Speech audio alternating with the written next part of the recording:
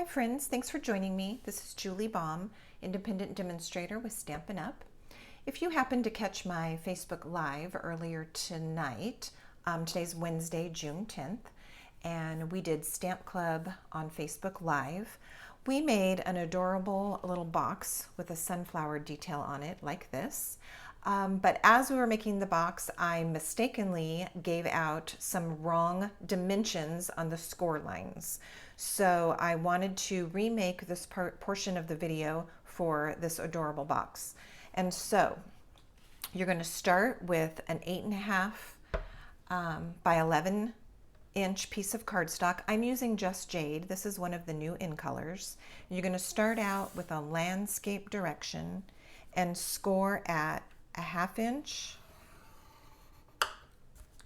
at 2 1/4, at 5 3/4,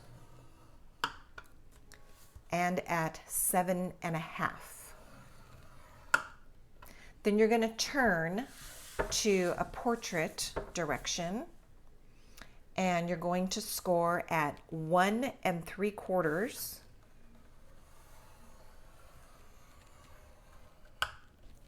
and also at 7 3/4.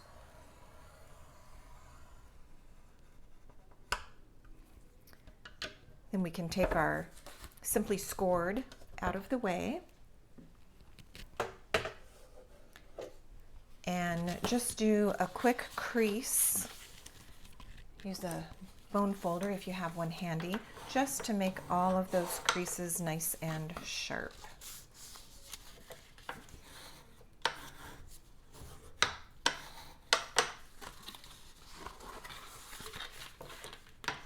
Earlier tonight, when we made this box in my Facebook Live post, I hesitated when it got to this one area, and I realized that I had my markers on my Simply Scored in a different place than my notes said. I was looking at my notes to make sure that I had all my dimensions and so forth correct.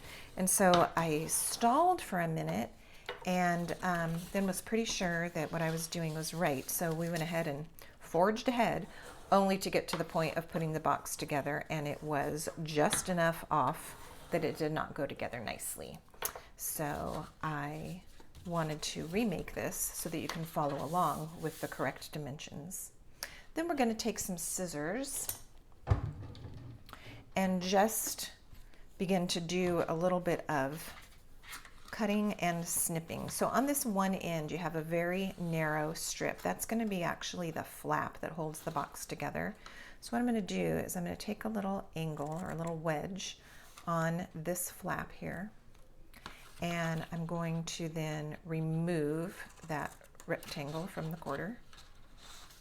And then on the other side I'm going to do the same thing. I'm just going to do a little wedge on this part, which is going to be the flap to put the box together, and remove this little corner. So those pieces have come out. Then on this skinny end, snip on the fold just up to the line that crosses it, intersects it. Snip, snip, and snip. And then on these two smaller tabs, I'm just going to take that little wedge out. Not a whole lot, just a tiny bit. It kind of helps when you're folding all the flaps down and together. It helps take out some of the extra bulk. So I've just got wedges cut out of those two flaps, as you can see. All right, then I'm going to flip this around this way where I've got my larger fold from the scoring part, and again, in the same manner, snip up the line up to the fold mark that it intersects. So snip those. And then on the two square flaps, I'm going to make those tiny wedges. Again, we don't want to spoil the, there we go. We don't want to wreck the box so that the bottom is too weak. So you don't want to take a big wedge out, just a little one.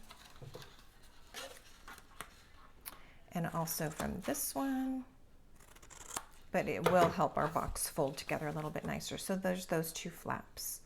All right, then with a hole punch, and I am using a handheld punch that is a 1/4 inch hole size.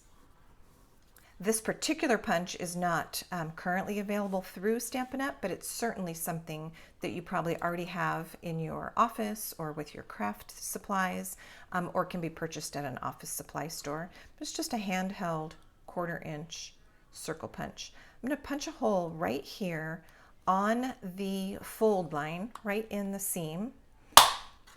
And I'm also about 3/4 of an inch away from this fold, from this edge, and I'll do the same thing on this side. Line it up, punch right on the fold, and it's about 3/4 of an inch from that edge. Then we're going to do the same thing on this flap. So with that punch, slide it in, punch right on the fold, and one more time, punch. All right, now what we're going to do is go ahead and attach our paper before we finish this area and before we attach our handles. So we're just going to flip this over. The smaller area flaps with the holes is the top of your box, and the larger flaps, that's the bottom of the box, just to make sure that you have the orientation of your cardstock correct at this point. Then you're going to take some designer paper. I'm using Flowers for All Seasons. This is a 6x6 pack of designer paper, and we are using a piece that is 3 inches by 5.5 inches, and that's going to fit right here. You could also do a little bit larger piece. I would even recommend 3 1/4 by 5 3/4, which would fill this space a little bit fuller.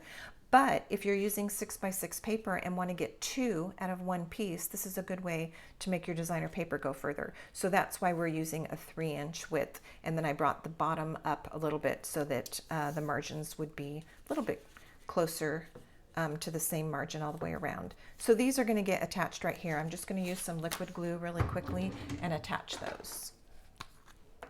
Obviously, you could use any color cardstock for this project, any designer paper. You can mix and match. The options are endless. The other colors that are in this designer paper, it has the Just Jade, just like my cardstock. It has Misty Moonlight, that's that pretty blue color. Bumblebee is this kind of golden yellow color. There's also some Poppy Parade in this print. This particular paper looks really springy or summery to me, but in the Flowers for All Seasons designer paper stack, there's also a variety of florals, even some Christmas florals in there. So really the papers do go from season to season, depending on what project you're working on. All right, so once I have my designer paper down, I'm going to go ahead with my ribbon now. What I have is a 20-inch long piece of, this is one of the new ribbons. This is Magenta Madness, that's the color. And this is one of the new in colors. It coordinates nicely with the designer paper. Magenta Madness color is in the paper too. So I'm going to line up the ends, match up the ends of my ribbon here, and stretch it out just so I can find the middle. And I'm going to cut this so that I actually end up with 2 10-inch pieces of ribbon.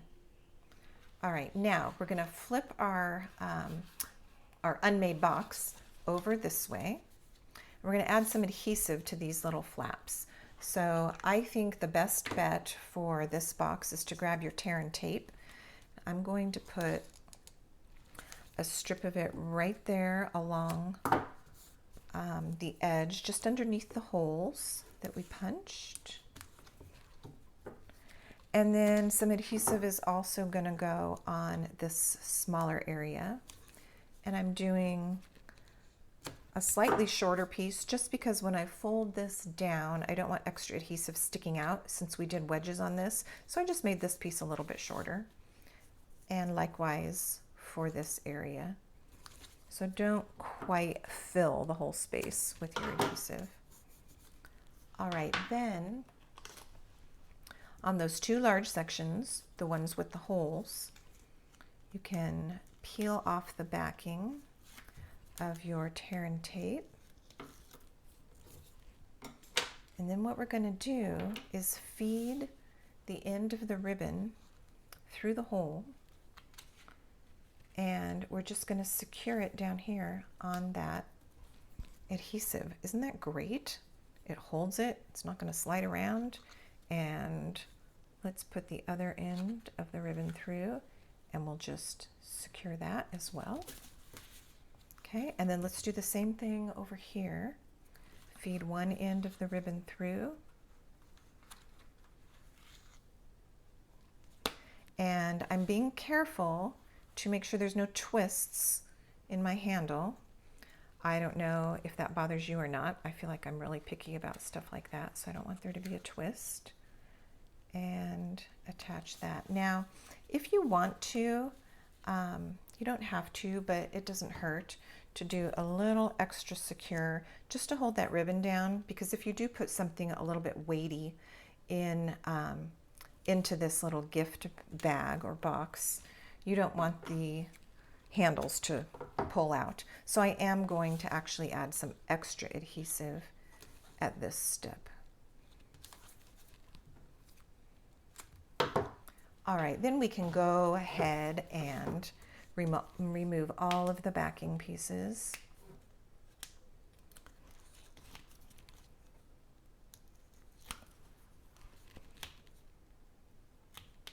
I love this little trick for sealing the ends of the ribbon. You'll see what on this next step when we fold it, how it just secures them and hides them so nicely in the fold. All right, so we can flip this down. Now those ribbon ends are secure. Flip that down. This one down over the ribbon. Press it well. Again, that's nice and secure. And this last one. Then the next thing we'll do is flip this over. I'm going to put a strip of tear and tape here along this skinny little flap that we created earlier. And I'm going to put my tear and tape right up against that fold. So for me, I want it closer to the fold, not so worried about the free edge, because I think this will hold my box together nicely, neatly, and really secure. So I'm going to pull that backing off, and what's nice about this is all you have to do is basically fold this and it automatically lines up. You don't have to worry about lining that flap up with the edge. It matches up perfectly, especially when all the dimensions are correct. All right, so there is our little bag. And then for the bottom, just going to fold the side flaps in and fold these in. What I like to do is find the seam. Okay, so this is the seam on the cardstock. I like that to be the back of my box. So I'm going to make sure that this is the front. I'm going to make sure that I have that flap going to the back. I just think that's a neater look. So I'm going to put my adhesive right here on this flap. I'm going to put two pieces just so it's nice and secure and stick that down. Okay, for angle purposes, let me turn that so I can reach it better.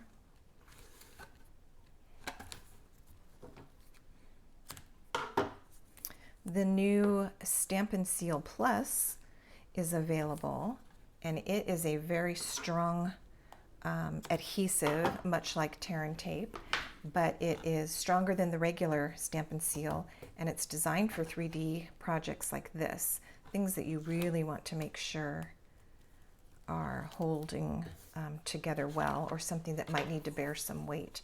So I'm eager to try the Stampin Seal Plus as soon as mine arrives.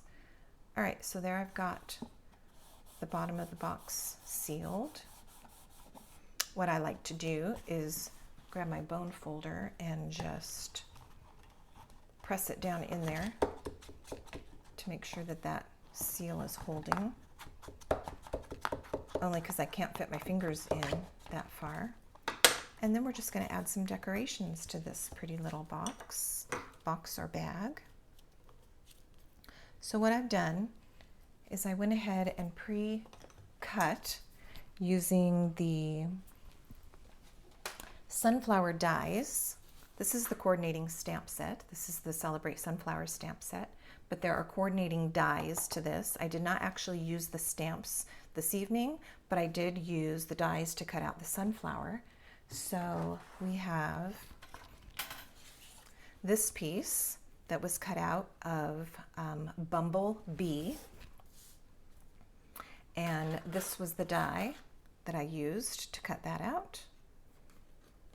And then I also have a piece of Poppy Parade, and I used this gorgeous detailed die to cut that one out. So what I'm going to do is just put some adhesive on the back of this and attach it to here. And I do want to point out there's a quick way of finding which direction this goes, because there's an awful lot of petals and an awful lot of angles going on here. So if you will take your the back part of the flower here and look for these 3 petals that stick out to the right and are roughly angled the same way. There's no 3 others that are exactly like that on the whole flower, but you'll find 3 over here. If this was a clock, it's kind of like between 2 and 3 o'clock. So find those, and you can find that same area on this. If you just keep turning it until you see there's 3 petals that stick out kind of in the same direction at the same angle. Again, if this was a clock in front of me, it's between 2 and 3 o'clock, and then it will line up very easily, like so. That way it matches perfectly. So what I'm going to do is just put a little bit of liquid glue on the back of this and attach it. So in order to speed things up, I've got one here that's already attached. There's my 3 little points, so it was easy to find. Then I also have a few leaves. What I did is I used these dies from the sunflower dies, and out of this outline I cut Just Jade leaves, and then using this detailed one I cut Shaded Spruce for the detail, and then used a little bit of adhesive on the back of that to create my 2 leaves. And then super simply I can attach my flower. I'm going to go ahead and use tear and tape for this as well, but you could use your liquid glue or your snail. I'm going to attach this to the front of the box, and then we'll see where those leaves need to go and tuck those in as well. All right, this would also be super cute if you wanted to pop it up with a couple of dimensionals on the back. All right, so I'm just gonna stick that on there. And my 2 leaves, well, since my liquid glue is sitting right here staring at me, I'll use those. And what I did, because of the way I put this flower on, the edges are still loose because I only put the adhesive in the center, so I'm able to just tuck that guy in there. And where do I want this one? Let's put this one over here and give those a good squeeze so that they stay on. And on this particular project, I did not add any words or sentiments, but you certainly could add something here if you wanted. But otherwise, this is a very multi-purpose, just kind of a generic, use it anytime you want to type of a little project. And there you have it. So thanks for stopping by and watching how to make this adorable little box. See you next time.